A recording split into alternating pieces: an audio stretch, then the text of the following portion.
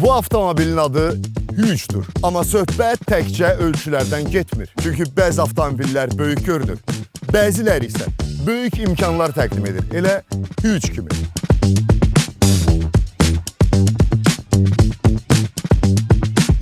...245 at gücü, 540 Nm fırlanma anı və buna baxmayaraq bu canavar 100 kilometrə cəmi 5,8 litr yanacaq sərf edir. Yəni həm dinamik sürüş, həm də gündəlik istifadədə qənaət.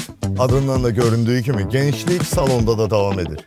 Böyük panoramik tavan, nappa dəri salon, sürücü oturacağında qızdırma, ventilyasiya və bel dəstəyi. Hətta ön sərnişin üçün isə elektrik ayaq dayağı belə nəzərdə tutulur.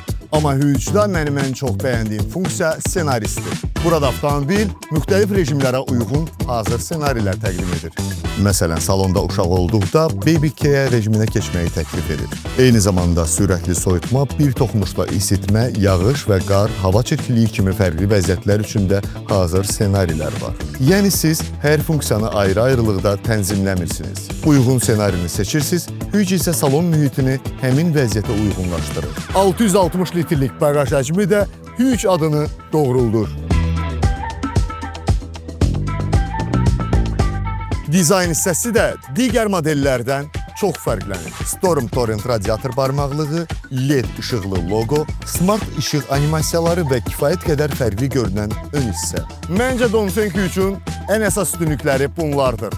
Qəməkçil hibrid texnologiyası, geniş və rahat salon, premium, komfort və gündəlik həyatı asanlaşdıran ağıllı sistemlər. Üstəlik bütün bunlar 10 il uzadılmış rəsmi zəmanətlə təqdim olunur. Bəs sizin növbəti böyük seçiminiz nə olacaq?